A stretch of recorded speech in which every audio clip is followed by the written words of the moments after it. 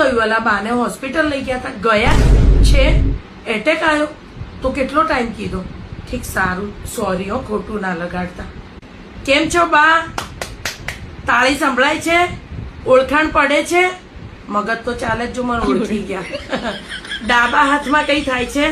ખાલી ચઢી હોય આમ આમ કરજો, આમ આમ. હા, એવું ચાલુ રાખજો. ઘણું જીવવાનું છે હજુ તમારે. હા, આ તો સામાન્ય એટેક નથી કહેવાનું. એટેક આવ્યો તો સોરી હો બા, એટેક આવ્યો તો પણ તમારે એવું લગાડવાનું નથી, સામાન્ય છે. હા, હવે આટલી ઉંમર થઈ ને એટલે એમને જે ખાવું પીવું હોય એ ખવડાવી દેજો. આ તો બધું કઈ કહેવાય નહીં તો પછી ફરશે તમારા ઘરમાં નાગ બનીને. તો અમારે તો એવી કહેવત છે, એટલે જમાડજો એમને. હો, એટલે મરી જશે એવું નથી કહેતી. એલા તમે ખોટું ના લગાડતા. આ તો મારી લાગણી છે ને એટલે. જો તમે સમજ્યા? રોશની, તને ખબર પડી? બાજુમાં ગીતા ભાભી છે, એમની સાસુને સવારે હોસ્પિટલ લઈ ગયા હતા. મને તો લાગતું નથી બહુ કાઢે, પણ પછી ખબર નહીં હો. આપણે કહીએ ને તો એમને ખરાબ લાગે. કેવું છે બાને? હવે સારું છે? ખીચડી ખાધી? કશું જ ના થાય હવે તો. આપણે ગુજરાતી ખીચડી ખાઈ શકીએ ને, વાટકો ભરીને દૂધ નાખીને, એટલે આપણે ચકાચક જ કહેવાય. આ તો એક નારંગી પડી હતી ઘરમાં, મેં લેતી આવું, એમને સારું લાગશે. નારંગી ખાશે. દાડમ ખાવું છે? કાલે આમાં ધ્યેય ખાઈ ગયો, પણ આટલું પડ્યું છે, 1-2 ચમચી લેતી આવું.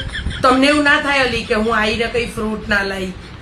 એક ચીકું પડ્યું લાવું, એક કેળું પડ્યું જોઈએ, એક સફરજન જોઈએ લઈએ. નહીં, કઈ ખાવું જ નથી બાના, ખીચડી જ ખાવી છે.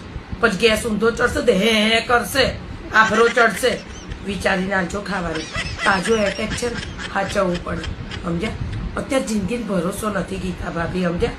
આપણે ઊંઘીએ 4 ને ઉઠીએ 3, એવી હાલત છે. એટલે વિચારવાનું.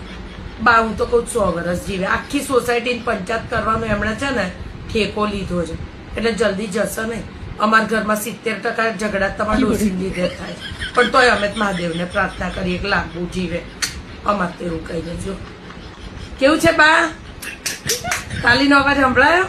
હા, જો હવે સરસ થઈ ગયું. શું કહો છો? કેમ તાર ખબર કાઢવા નહીં આવવાનું એવું કહો છો? અલા ગીતા ભાભી, આ તમારા ડોસીને શરમ છે?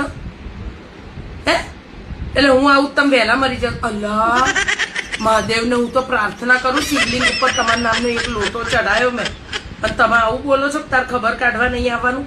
સવારે બધા કામ પડતા મૂકીને આવી, એક તો તમારા હાટું ડોસી જવાન લાયક છે. તમે જતા જ રહો બા.